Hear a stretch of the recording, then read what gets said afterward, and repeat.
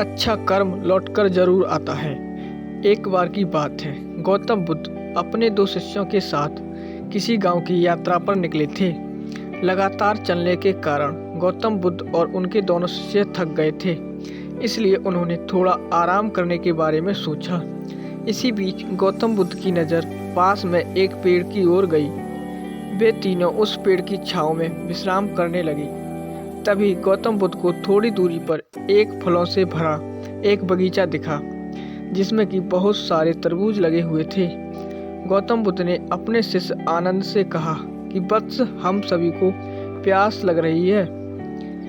उस बगीचे में जाओ और बगीचे के मालिक से एक तरबूज मांगकर ले आओ, ताकि हम सभी की प्यास बुझ सके। शिष्य आनंद आज्ञा मानकर उस बगीचे की ओर गया। आनंद ने बगीचे में एक युवती को देखा जो कि बगीचे में पानी दे रही थी।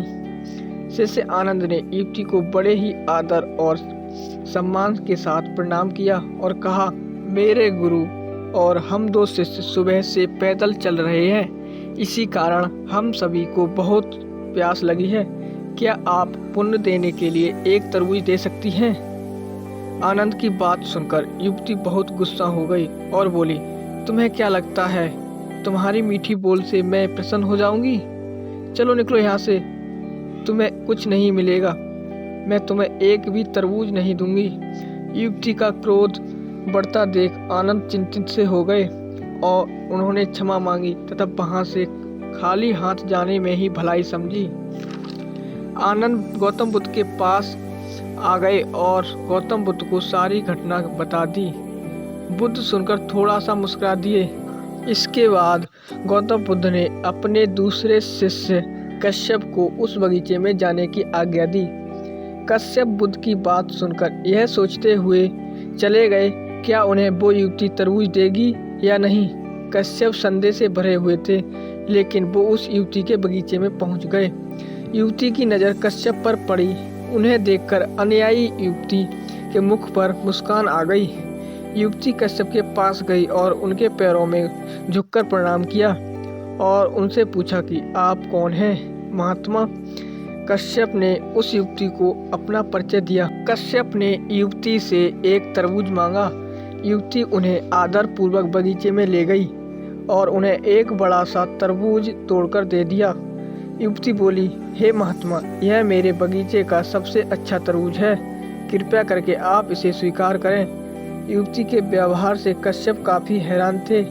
कश्यप युवती का धन्यवाद करके वापस लौटकर गौतम बुद्ध के पास पहुंचे और उन्हें सारी घटना से अवगत कराया।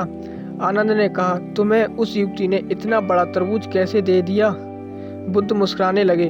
तभी दोनों शिष्यों ने इसका कारण जानना चाहा। गौतम बुद्ध बोले, इसके लिए तुम्हें मेरी एक कहानी सुननी पड़ेगी। दोनों शिष्य ध्यान से सुनने लगे। बहुत समय पहले दो साधु एक यात्रा पर निकले थे। वह दोनों बहुत अच्छे मित्र थे। चलते चलते उन दोनों को काफी प्यास लगी। तभी अचानक उनकी नज़र सड़क के किनारे मरी हुई एक बिल्ली पर गई।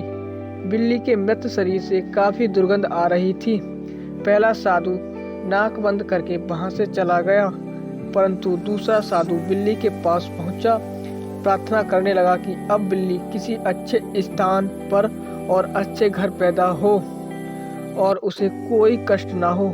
साधु बिल्ली के लिए प्रार्थना करने लगा और उसके शरीर को आदर पूर्वक दफना कर वहां से चला गया। और कुछ सालों बाद उस बिल्ली का जन्म इंसान के रूप में हुआ, जिससे कि आप दोनों अभी अभी मिलकर आए हैं। बगीचे में यह वही बिल्ली है जो इंसान के रूप में धरती पर पुनः आ गई है।